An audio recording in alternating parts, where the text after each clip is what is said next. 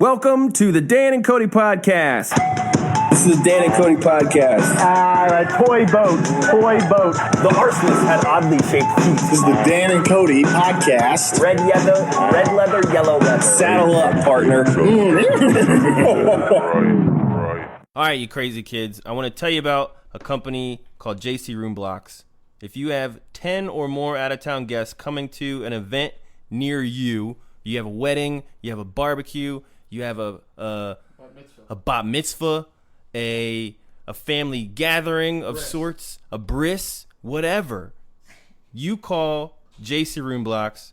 They do weddings, family reunions, bachelorette parties, bachelor parties, corporate events, holiday parties. They research hotels for your wedding in venues, and they find you the best deals. The best deals. Since they're certified travel agents, they can get you the lowest possible rates. On top of discounted rates, they can also negotiate highly discounted bridal suites, shuttle service, and food and beverage functions. If you go to jcroomblocks.com and you mention the Dan and Kody podcast, they'll waive their fee, which makes their service to you completely free. Free consultation, man. They're on Facebook too, and Twitter and Instagram. jcroomblocks.com. I'm telling you, man, they will hook you up. Nobody wants to deal with hotels when they're booking for their events. jcroomblocks.com. Episode 35. Episode 35, the Dan and Kody podcast. Hello, Kody. Hello, Dan. It's been a minute, man. I needed this one. I've been itching. Well, a lot's happened over the last couple weeks, man. What? My life's been cool. What about yours? Well, of course, because, you're a dad. Woo! Daddy time. Dan Hill's a daddy. I still can't believe it. I'm a dad now, man. It's a big deal. You got, cribs and stuff in your house. It's nuts. Diapers. It was, dude, it all happened so fast. It was like a dream. Yeah. And then, the second she's born is like, what? That's it? That's what it is? Yeah. And then, you're so happy, and then you're still in this hospital, and we spent 2 days there afterwards, so it was still like... Was that a normal thing? Yeah. It is. They told us, once if there's no complications or anything, 2 days is the norm. Okay. To stick around. But it was just... It's not normal yet because you're not home. So once we got home, it became way more real. Yeah. That little Moxie's here. Yeah. And putting a face to her was strange too. It's crazy because there was so much build up. Yeah. Yeah, man. It got to a point where it's just okay, we had a false alarm the Monday. Okay. And we went to the hospital, and it was just okay, well. Actually, we went to the doctor, and Jenny's blood pressure was high. And our doctor is across the street from the hospital she was going to deliver at. Yeah. So they just sent us over there. They're like, if it's time to go, then it's time to go. And then we got sent home, and we were disappointed. So that was a trigger of this is coming. We wanted it to happen, and it didn't. So that's when we knew we were like, all right, we're absolutely ready to do this. Yeah. And yeah, man, it's still taking some getting used to, because I've only seen her 7 times. It was for 7 days. Yeah. So it's this familiar face that you think you know him very, very well, but you've only known her for 7 days. Yeah. It's nuts. That's insane. It's insane, man. That's really, really crazy. Yeah. Not a lot of sleep. No, but you got to enjoy this. Yeah. From what I hear, what people tell me, I don't have any children, but they all say it's drink it in, take it in. Exactly. There's so little too. Yeah. It's really cool that how little she is. Yeah. So. Well, she didn't have any Benjamin Button disease. So no Benjamin. She looks like Buttons. a baby, and she's going to grow into an adult and age like an old person, like anybody else. Hell yeah. No Benjamin Button on your baby.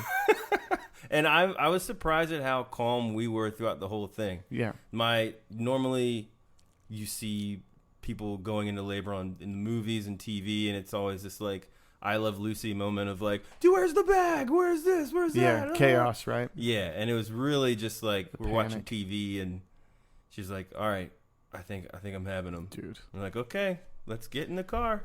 Got the bags. Okay, let's do it. You had pre-packed bags. We had pre-packed bags by the book, you know. Did you sleep in a bed there? They have, it sucks. They have a dad. They have like a dad room, and you stay in like a bunk with other dads. No, it's not like summer camp or anything. But No. it's like, What are you in for? I'd compare it to like to like a dorm room. Okay. So like Jenny has the bomb bed that goes like up and down, and then there's this like The bed you're gonna be in when you're 80. Yeah. It's like your deathbed. Yeah, she's got the bomb bed. As you call it. Yeah. The bomb bed for now. Yeah. But my bed was like the shitty pleather. Like, Oh yeah, that makes the noise when you let turn or you move, because it's got to be the antibacterial bed. Yeah, and it like they call it a pull out, but it doesn't pull out. Okay. It's a couch at first, a 2-seater, and then it extends from one of the ends like maybe 2 feet. So is the maternity ward in a hospital much nicer than your normal rooms? I guess so. They had a huge bathroom. Really? Huge bathroom, kind of beach entrance. Okay. To the Nice. shower. So did you have a balcony? No. Oh. No balcony. The TV, it's a cool little like 13-incher flat screen. Oh, nice. 13-inch flat screen. But the sound comes from this from the remote on Jenny's bed. Fuck that. It's like the most selfish sound in the world. Yeah. It's like it's only for one person. Yeah. It's like when you go to the drive-in movies. But it's in a hospital where you're getting surgery, you're dying, or you're having babies. Yeah, we're watching the DNC, and I'm like, Jenny, how am I supposed to enjoy this? Can you please hand me the device that you're supposed to use in emergencies? It's not supposed to be for enjoyment. It's informative. It helps you make a choice. Yeah, man. Well, that's awesome. Well, I'm super happy cool. for you. Moxie's beautiful. Thanks, man. Yeah, you guys just met her today. Just met her today. It's the one day. We got 1 day under our belt. Dan's got 6 days ahead of us. Woo! Craziness, man. But Well, yeah, that's we're awesome. pumped.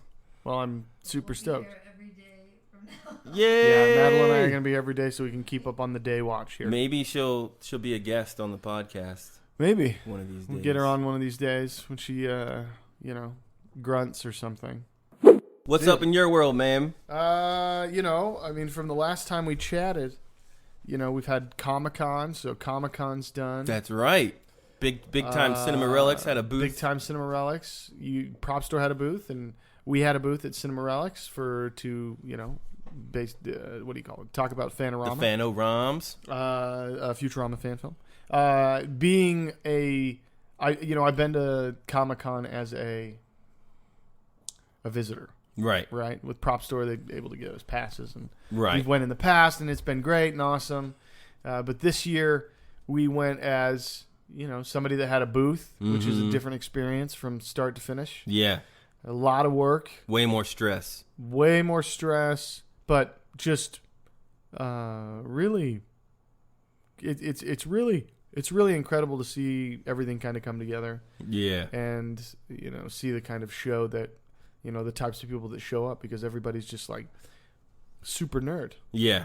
I know going down with Prop Store, there's always this like mad dash of like, okay, do we have everything? Yes. Yeah. Is it all going to go down there? Yeah. Yes. Did it get in the truck? Yes.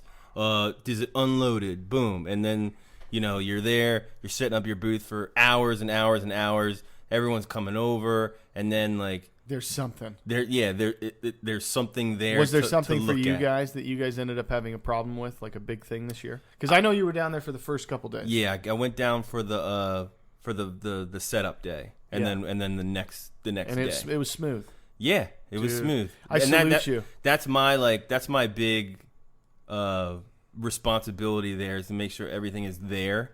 So throughout that one day, it's like all these questions are like, hey, where are the knives? Where's the bags? You're so Where's lucky. the this? And it's like, oh fuck, oh my god, fuck. We got our booth up. I thought we were prepared. Obviously, we weren't. We got our booth up. Yeah. We had a 75-inch television. It's a expensive TV. Huge. It was like a badass one. Badass television, right? Uh-huh. Get it up on the wall, plug it in, bam. The LCD is broken in the top left-hand corner. Was and that I'm a like, shipping issue? It must have been on the way from Los Angeles. It got dinged. something dinged it or whatever it was. Yeah. So we're going through that process, but we needed a TV. Yep. So we're setting everything up. Who's going to go get a TV? So Marshall and I decide to go on an adventure. Yeah. And we go to Fry's and we go rent a U-Haul. Wait. The Futurama Fanorama fan film booth went to Fry's. Yes. The irony. The irony. With Fry and Hermes, essentially. So Marshall and I pretty much, we drove to some Fry's and we picked up a U-Haul. It was a hell of an experience, but we ended up getting a television that worked. You rented a U-Haul to go to Fry's? Yeah, because you can't pick. We didn't have vehicles. Oh my God. And the only and plus we're talking like 65-inch TVs, which you can't put in cars. Oh shit! Yeah. When we bought that 75-inch television, I needed to rent a U-Haul because it's the size of a double bed. I didn't even think of that. It's so big. Damn. So the only way to get it was to rent a U-Haul and pick it up and bring it back. Jesus. So you could maybe Uber XL. Right. I guess I could have Uber XL'd. Yeah, I think it was cheaper in the end for us to might as well get a U-Haul. I think it was $80 or something. Damn. But yeah, man, it was crazy. A lot of great people showed up. A lot of good support. The Fanorama trailer hit.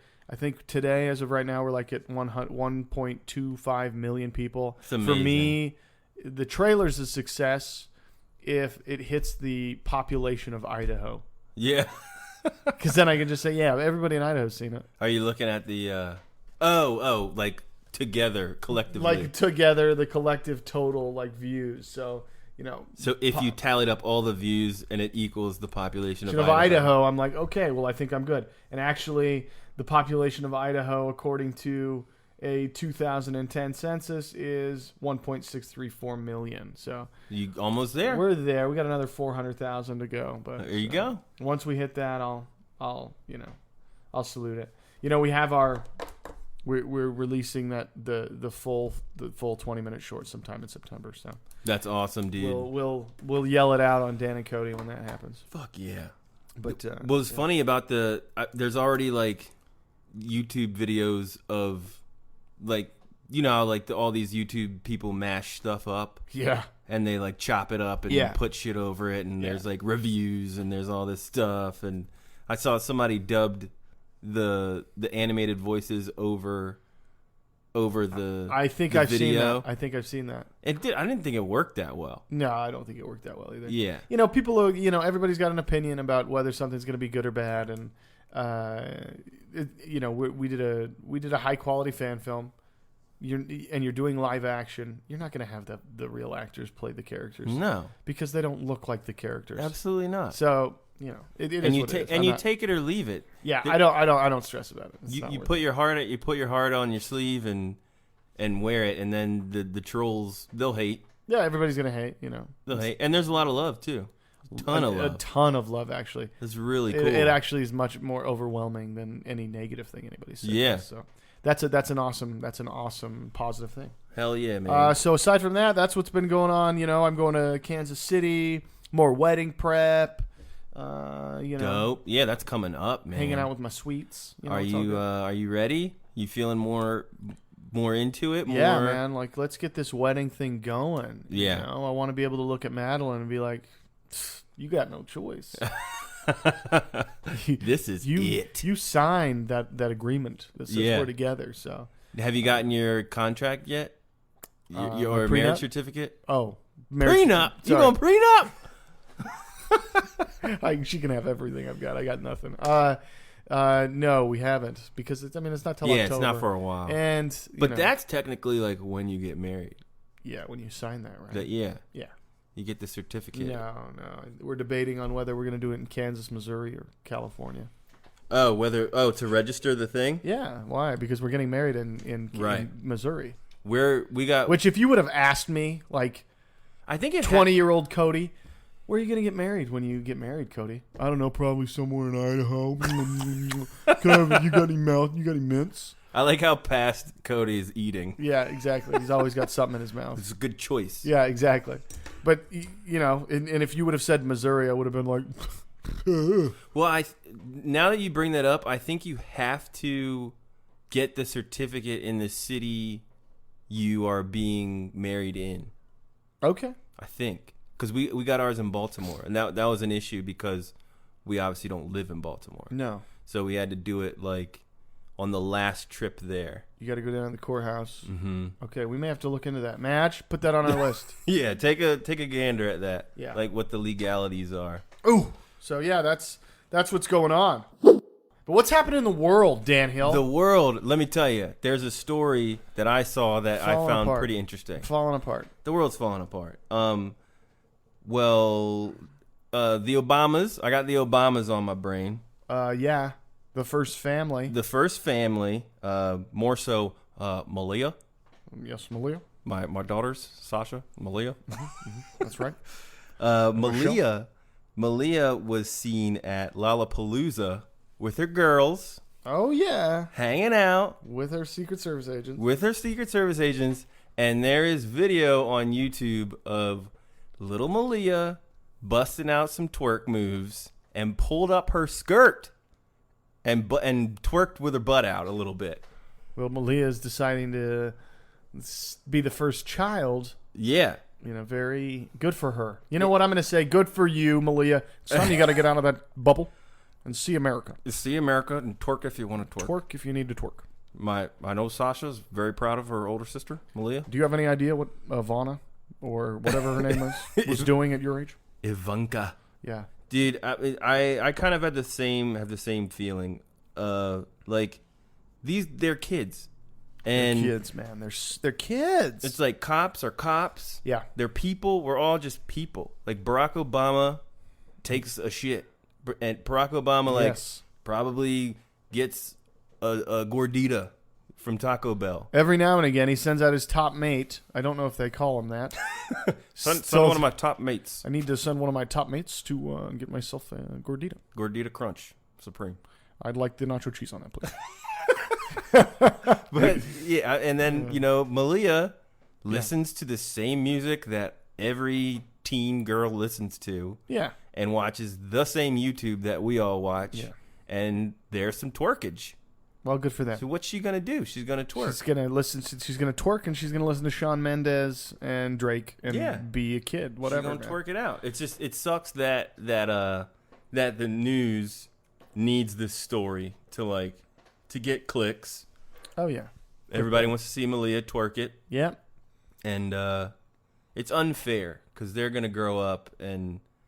But once sort of scrutiny. In a way, but not. I mean, it's once he's out of office, it'll die out. It'll die off. I remember the Bush. Remember the Bush girls? Of course. They were fucked up. They were dangerous. They were doing the sticky icky and they were being kids, blowing rails. Man. Yeah, and now one of them's on the Today Show. Is she? Oh yeah, she's terrible. She does all the pop. She's not terrible. She's just not good.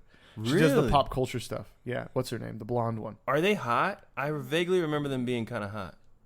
No, the hottest Bush is Laura Bush. Is Bar? Oh, no, Laura Bush, George W.'s wife. G-Dub's wife. Yeah, she's beautiful. I don't remember her. Yeah, she's a gorgeous woman. You can look her up. You'll see her. She was a beautiful woman. What's her name? Laura Bush.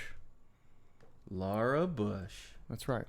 Laura and I are down here in Texas. But I mean, because when we're in Texas together, Laura and I enjoy ourselves. If a girl is at a concert, they're gonna twerk. If Moxie's at a concert when she's 17 and she twerks the right a thing bit, to do is to be the right dad and just say, Moxie, if you're gonna twerk like this, Jenny. Yeah, twerk like daddy, Moxie. Twerk like daddy.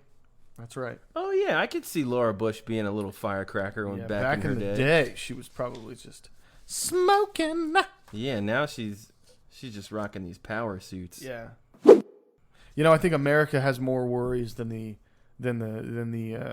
especially right now, currently. America has more worries than this election. America has to worry about Rio's water. Oh God. The water situation. It's jacked. Dude. Everything about Brazil is fucked at this point. Here's the thing, and I feel terrible for the people in Flint, Michigan. But look on the bright side. You don't have dead bodies in your pipes. They if you're in Rio, it's like dead bodies are in the water. Michael Phelps is doing the breaststroke and hits an organ. Exactly. That literally breasts just come out of the water. Oh. He's got, and he's glowing when he swims. I guess a German swimmer got MRSA, and he ended MRSA? up they're saying it's bacterial, or it's antibacterial resistant. I wouldn't go, man. So our boy John Densmore is there now. Don't go swimming, John. John, get out of that water. Get out of that water. But he's doing golf.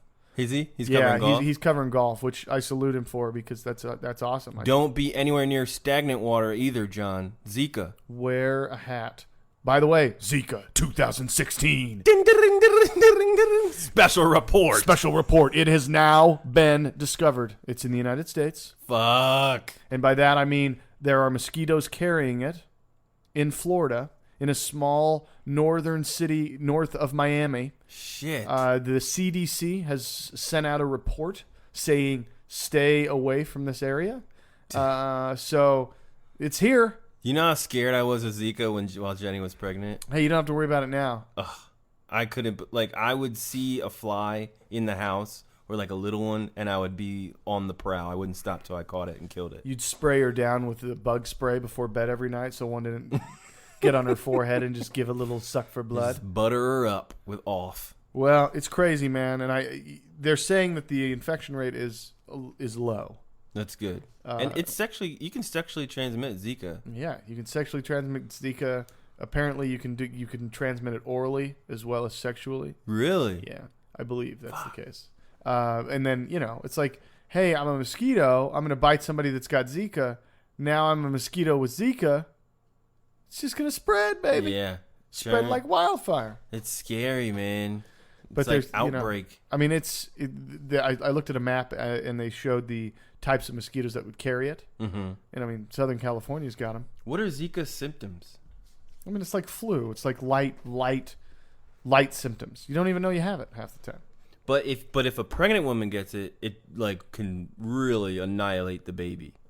You get like microcephaly. Yeah. Is it microcephaly? It's like small head, right? Small Shrunken head, brains and all that. And like really whacked out brain. Yeah. Is it small brain, Mac? It's pointy brain. Pointy cone head. Pear head. Pear head. It's very pear headed. That's terrible. But yeah, I mean, not only is Rio having to deal with Zika and dirty water, but they have terribly corrupt government officials that they've just recently kicked out, and then they put in another corrupt official, and it's this crazy whole like rock opera of just craziness in Rio. And I have a solution. Stop giving the Olympics to these fucked up countries. Well, I'm sorry. When they bid, at the time that they bid, Rio was an up and coming city. But they should have a checkup, like you do with your car. It's like, but the problem is you get in. It's 50,000 miles. Yeah, but you still get in too deep. Okay. Here's an idea, right? So the idea is, this is my analogy. They do the checkup before you leave town. I got a cross country trip I got to take, right? Okay, so we're going to change the oil, make sure everything's running right before we let you guys head out on the road. Make sure you got a full tank of gas. Sounds reasonable. 4-day trip to cross the country, right? At this point, they're in day 3. Oh, no, we don't really necessarily have enough money for gas. We got a leak in our oil tank, and I'm pretty sure there's a dead body in the back seat. So, that's what's happening in Rio. So you get out you park the car. They're basically pushing the car right now to their final destination. No, you call somebody, you have AAA come out there, and you go home. Yes. That's it. Yeah. It's like, I'm sorry, Brazil. Someone has to step in there and be like, guys, not today. Yeah. Not this year. No Olympics this year. This country's failed us. Well, I think Brazil's thought was, okay, well, if we can't... we're not too worried about the water. What we really wanted the Olympics for was for soccer. Because that's what matters. Right. That's all they give a shit about. That's all that Brazil's worried about. Do you remember Sochi? How fucked up Sochi was? Well, that's the other thing, too, is all of these events are such a cluster when it comes to putting them all together. There's no such thing as like a perfectly ran event. There's always going to be something. Yeah. But let's make sure that something isn't Sochi was the 2014 Winter Games. Yeah. Right? Yeah, and like I remember reporters and stuff were checking into their hotels, and like somebody's room was a water closet. Yeah. And like there was like a fish in their toilet, and they were like, don't put poop in the toilet. Like this is it, man. This is the world that these people live in. It's like, shut it down. I have a solution. Olympics every year. USA. Wow. How about that? No. Or England. No, because they're going to put them in LA, and we don't want that. I want it. I don't. Really? You want that? You want that chaos? Well, I live far enough away now to where I can pop in on it. I don't want that chaos at all. Oh my God, I don't want that chaos. It's already enough to get from work. Yeah. It's like, yeah, go ahead, bring on, no. Millions and millions of press, athletes, spectators. I don't understand. I still don't get it. I mean, I really think that the committee should have looked in on Brazil, 6 months out and been like, sorry, guys. Hey, like I said. Or there needs to be a backup plan every year. Like I said, when they bid on these, it's always 10 years out. And these guys and the situation based off of where they're at, that's how they're, right. They're making those determinations. So anyway, but that's crazy. Madeline had me watch this documentary the other night made by we watched probably 40 minutes of it, right, Madge? Mm-hmm. Watched 40 minutes of this documentary about campaign finance and donations. Sure. And she went in and she interviewed all of these super, super wealthy people. Mm-hmm. And she talked to them about why they donated large amounts of money. Because currently,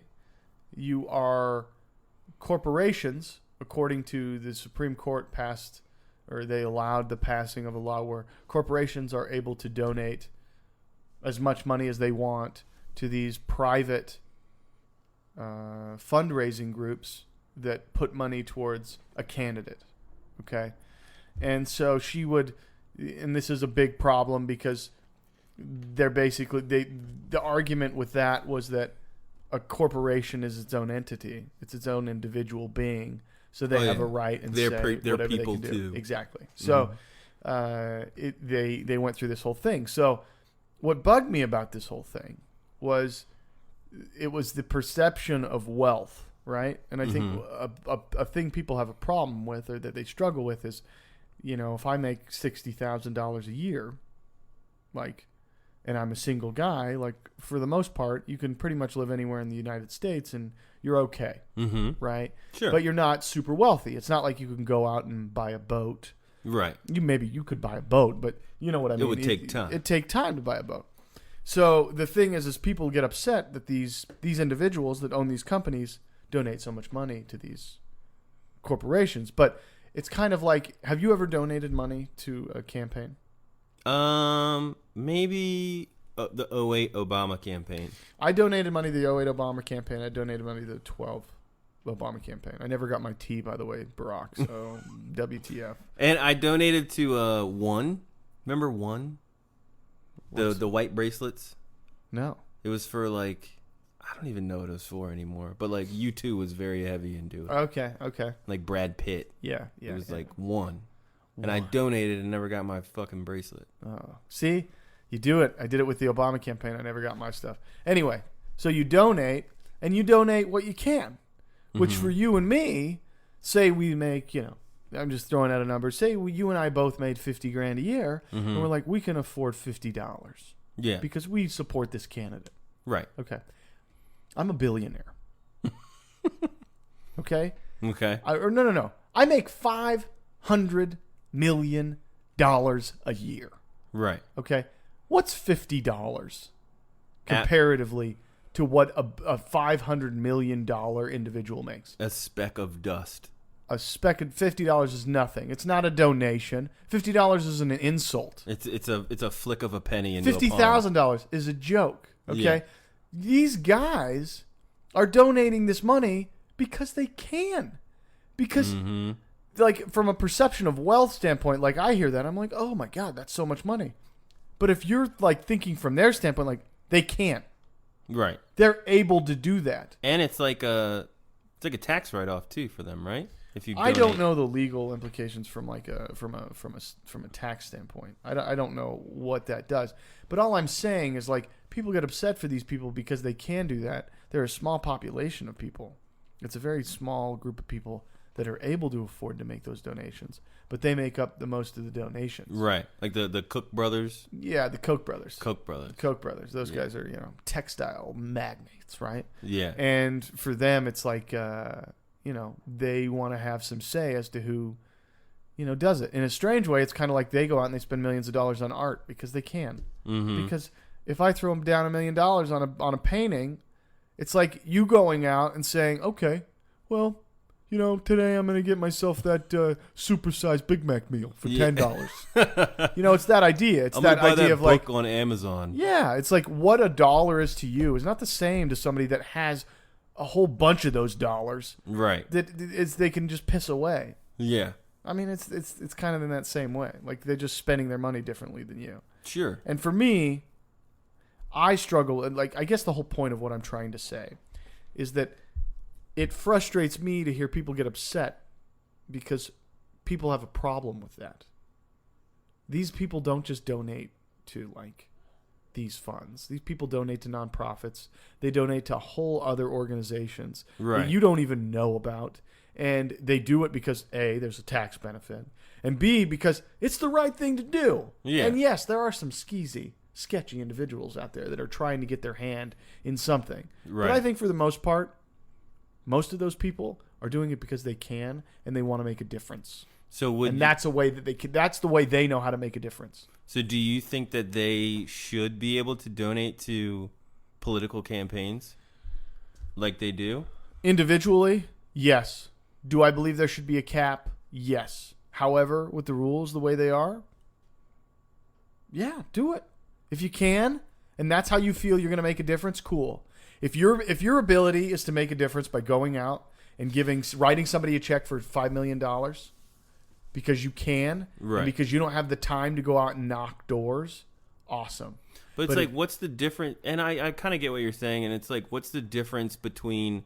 I know a lot of people are going to disagree with me on this. But what's the difference between Kraft, macaroni and cheese making the donation, and then like the CEO personally making the donation? I do have an issue with corporations paying that money, but a lot of the time, corporations that are paying that money, it's just a front for one individual that is actually doing it, so that he doesn't have to deal with the political, Right. They the just political do it whatever repercussions may come from them making those choices. Sure. It's interesting in this documentary, they had an individual who's like some kind of, he's a big giant donor and he donates to both sides.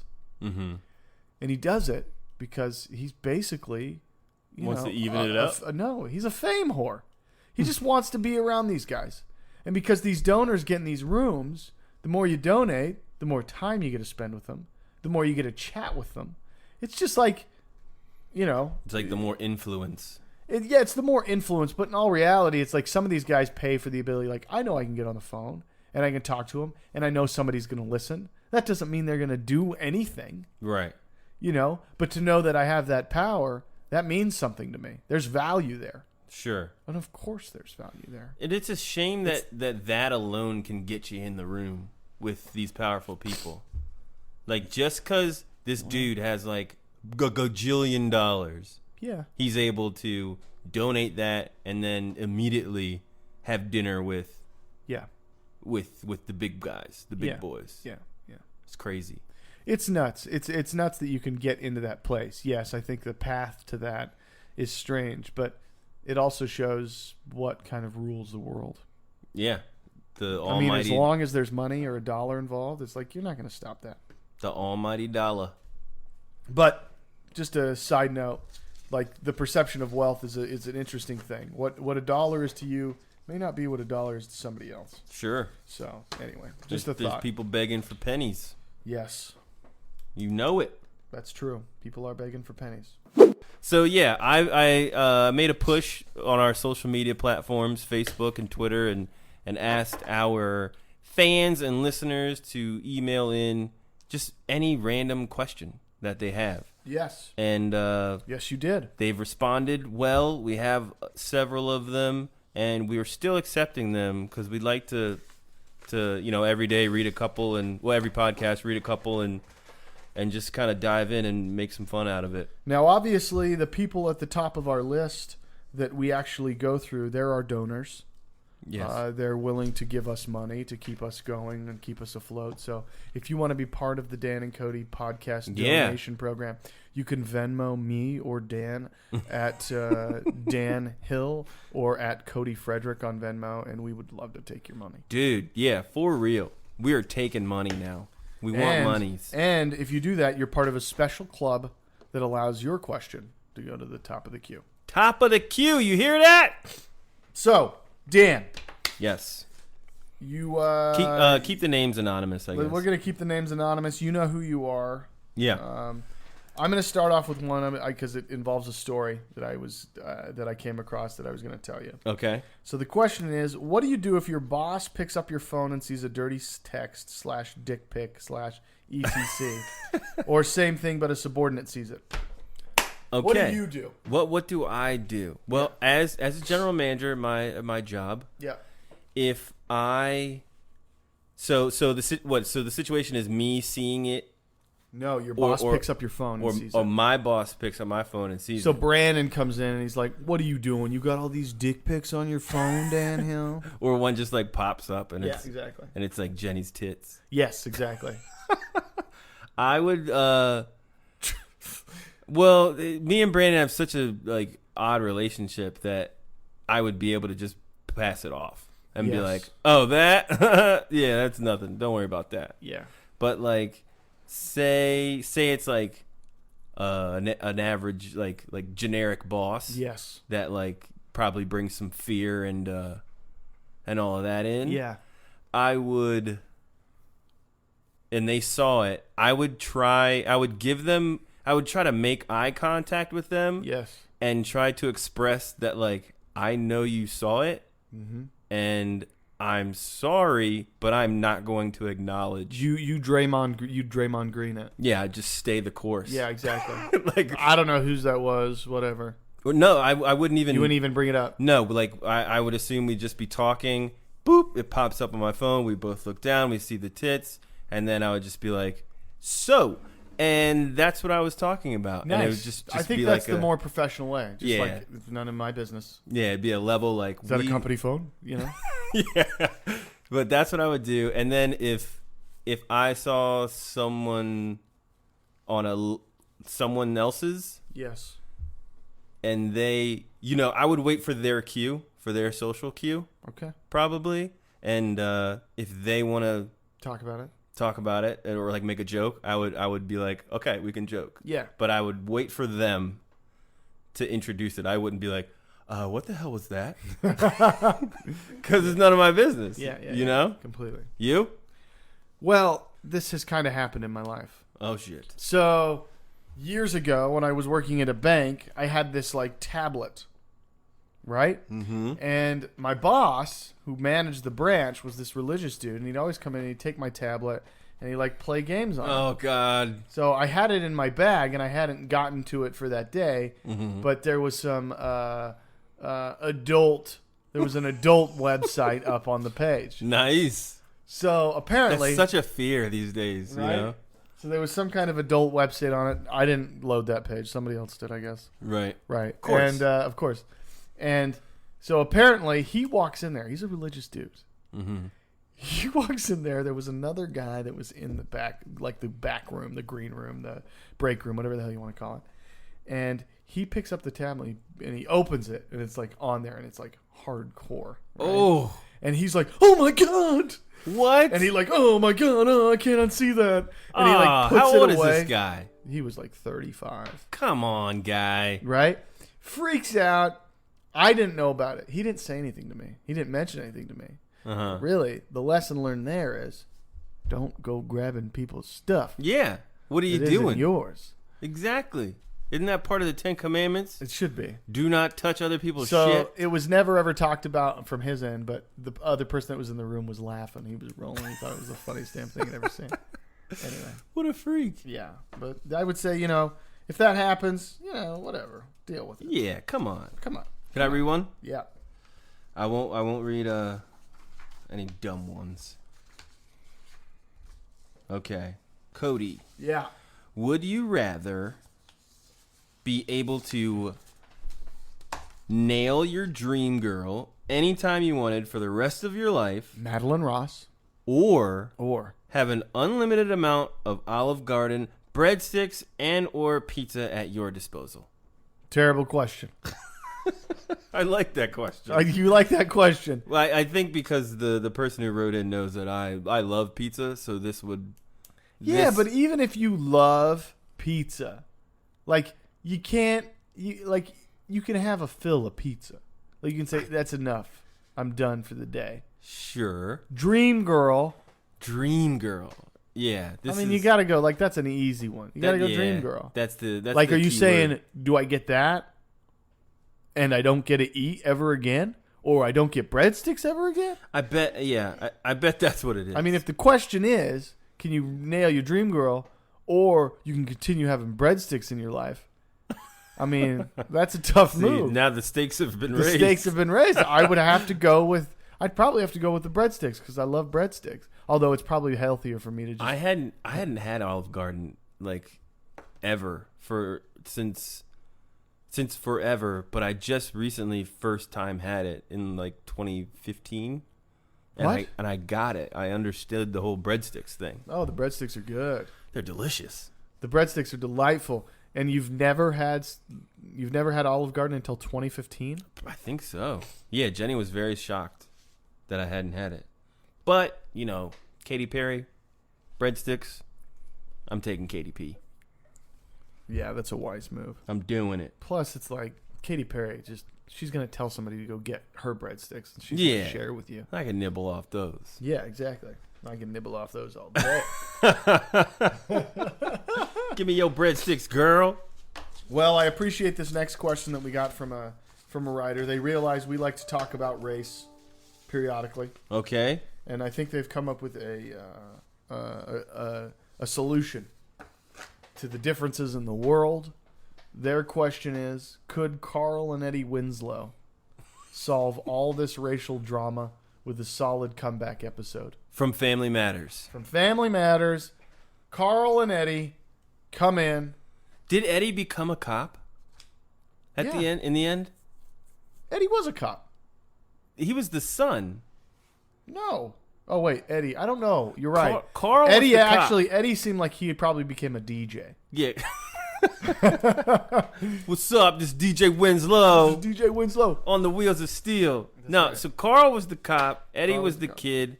I feel like remember Eddie's buddy Waldo? Yeah. Hey there, man. Yeah, Waldo. Waldo Faldo. You know who Waldo is? Who? Oh my gosh, Jordan Judge. If you're out there, Jordan Judge, you are Waldo, in real life, buddy. And I mean that as the most sincere compliment ever. Waldo Faldo. You've got you've got the secret brains, and you keep them locked behind your blinds. You know what I'm saying? I forget. I think Waldo was a chef. Yeah, he was this amazing culinary artist, and right. He'd go in and he'd cut up tomatoes. It's the only thing he was good at. And he made incredible breadsticks.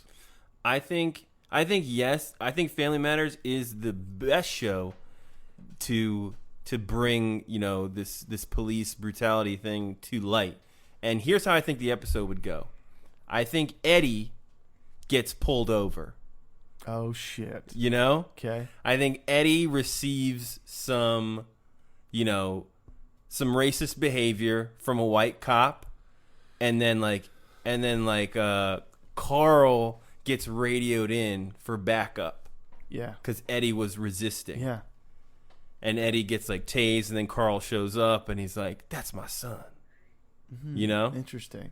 And then it just really brings to light, oh, these black guys have a family. You want to know why Family Matters was successful? Why?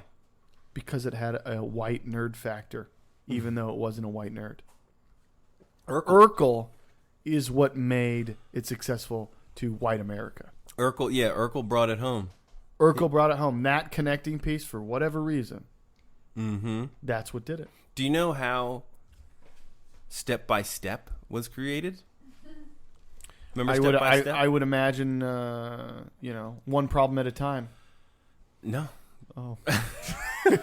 Urkel created a jetpack on an episode of Family Matters. And the jetpack malfunctions on an episode of Family Matters, and he goes flying through the sky. He lands in Patrick Duffy's living room. Yeah, and then way. that is Step by Step. Yeah. Really? Yes. Wow, it's like this weird kind of terrible spinoff. Yeah. Yeah. It's crazy. Whoa. Mind-boggling, right? Mind-boggling. But yeah, I do think Family Matters could do some good in the world today. I agree. And you know the little girl in Family Matters, the youngest daughter? Yeah, kind of. Porn star. Of course. Big time porn star. Really? Like hardcore. Like on your tablet hardcore. Really? Okay, good for her. Yeah. Good. Here, let me read this one. Okay, throw it at me. Okay. Here we go. We were talking about this earlier. This is kind of a long one. Shouldn't steroids be legal across the board? Allow professional athletes to take whatever pills, shots they want. It'll even the playing field, and more importantly, make all sports incredibly interesting. They could have parallel, clean leagues that test for steroids and whatnot for healthy athletes, but in the steroid leagues, let them juice, let them do whatever they want, remove all the unsportsmanlike penalties, and give the people what they really want. These athletes should get paid millions because they have a life expectancy of 25 because of all the shit they're using. And then the clean league should take care of the athletes and make sure they're healthy and protect them with harsh fines and penalties like they do today, and pay them a couple $100,000 with benefits. So where do you stand? I think I'm for it. I'm like, yeah, let's let them rock, man, because you'll get a better product in almost every sport. Like these people can sign a waiver, and the league can say, hey, we're hands off here. If you guys want to do this, you're doing it on your own accord. We won't test for it, and the games would get awesome. Like, could you imagine J.J. Watt on the sauce? Or remember when baseball was home run city? Games were like 14-10. I remember. Yeah. And like McGuire was like he was, and Sammy Sosa. It was like 4 people. Yeah, Sosa was in like that home run duel with McGuire. Yeah, and they were just belting them out. Yeah, yeah. That's when sports are great. No, that's when baseball's great. With the juice. Yeah. So you think it'd work for baseball I think it works for baseball. I don't think it works for basketball. I don't think it works for soccer.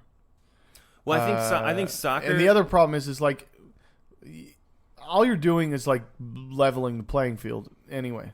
Sure. So sooner or later it's like, okay, so I'm going to juice to hit home runs, but I could also juice to pitch the ball. Right. But the argument there is that back then they were juicing to throw the ball as well. Yeah, everybody was juicing in majors at the time. Yeah, everybody was juicing. So, and I get it, but I don't. The one thing that I really appreciate about sports is you do get that pure sense of like, if you work your body and you're like in tip-top shape, that this is what can happen. And then we're focusing on the bad ones, the bad steroids. What about the good ones? And like they're all being used like properly. I mean, and then like you don't have these properly, injuries. like, this isn't a natural thing. But I think we lose a lot of players early to injuries that could have been solved or rehabbed with the proper HGH. Yeah, I was listening. I think I was listening to sports radio. They were talking about this the other day, where they're saying that who was it? They were having a discussion about should HGH be legal, and the argument is. It should not be legal if you're playing. However, these steroids do help people heal. Yeah, you want to rehab? And you should be able to use those to heal yourself faster, to be able to get back into like playing form or whatever it may be. Right. I mean, I personally, I'm of the no roids. No roids. I'm on the no roid ban. I know you're obviously pro because you think it'll be better, but Just honestly, exciting. I think you have all these football players. They're probably doing something anyway. I do think so. Yeah. These guys are. They can't not. Yeah, like you're telling me, like what would J.J. Watt look like? He would look like J.J. Watt is now. Even. I mean, he's like all of these guys are doing something. It's hard for me to imagine that that's the way it is. Yeah. And I honestly think like if you look at football players today, and you look at football players even 20 years ago, they did not look like J.J. Watt. They did not look like J.J. Watt. No. They did not look like any of the Houston Texans defensive line. Yeah. It's These hard guys for me. are monsters. They're monsters. It's like the Monstars from it really is from Space and Jam. I get it, like there's been advancements in technology and health and being aware of what you can put in your body to be in tip-top shape, but honestly it's hard for me to imagine that these guys aren't doing something in the off season to get themselves to that point. It's hard to believe that. I remember watching defensive linemen when I was a kid, and they all just had like beer guts and taped up wrists. Yeah, like come on. And now it's like guys like J.J. Watt who can run a 40 and well, and at the same time, you have to appreciate guys like Barton Colon or whatever it is that are these just fat, chubby dudes out on the pitching mound, throwing strikes because it's like all they got to do is throw the ball. They're just zinging it. They're just literally throwing their body forward. CC Sabathia. Yeah, exactly. Just these huge dudes. All he can do is pitch. Yeah. I was listening to Joe Rogan's podcast. Yeah. So awesome. I love that podcast. But they were talking about. He had a fighter on Chael Sonnen. Do you watch UFC at all? No, I think it's a terrible sport. Really? Yeah. Oh man, I love it. I used to love watching it, but since we don't have cable anymore or anything, I get its appeal. I just yeah. They have a crazy steroid policy there, where like people, if you're training for a fight in your camp, these people can just come to your gym and be like, I need you to piss. As they should. I need you to pee right now. As they should. There's a story about I forget which UFC fighter, but they got wind that these people were coming to piss to get him to piss, and he had like an inside tip, so they put him under the mat, and the group of testers were like, okay, we're gonna wait for him. Where is he? And they're like, oh, we don't know. He's not here. They just waited it out, and he's under the mat. The whole time. And then finally, after like maybe 12 hours or something, they leave. But he had to have peed under that mat. And they wanted to check under the mat and get the piss. Oh, my God. Because they got wind of it. And then they were talking about this other time where, this guy got suspended forever for lifetime ban because maybe it was like a year ban or something like that. Because he is at an event, it's right before the fight. Yeah. These guys walk into these guys pull him out, and then they're in like a water closet, like a janitor's closet, and they're like, we have the needles, we're going to stick you. And he's like, who the fuck are you? And you're not going to stick me with these needles unless I know who you are and you have paperwork. And they wouldn't tell him who they were. So he refused it, and he got in serious trouble. But these people were legit, but they wouldn't show ID. They have needles. They don't have to. And you think about it, these guys, they have to worry every day about what they put in their body. Yeah. Like if you go to China and you eat some weird meat, that can make you affect dirty. Your results. Yeah. So it's like, why? Well, it's hard. Well, it can't be that hard though, because if you're an athlete and you're in that kind of regiment to set up to it for a fight. You're right. All of your meals are pre-planned anyway. But even if they are, you're in Bangladesh for the weekend, doing press, and you get some weird fucking chicken that has. Either way, you're in a position to make sure you're prepared. These guys aren't living in a hut. Yeah. They're not prepping for the Olympics. Okay, these people are getting paid a good amount of money to go into these fights, and then they get money before that. So I don't know. I'm not going to give these guys a lot of room to breathe because you asked me. I think it's like. So you're cool with them just like show up, boom, test. Best way to do it. Give me your blood. My mom was a. What if someone bursts in your house right now and was like, "I need your blood," and they'd have needles? Like, I mean, there's rules there, obviously, but right. I mean, they cool. My first question would be like, I don't know why you need my blood and piss. I'm not doing anything anyway, but yeah. So you're in, I'm against.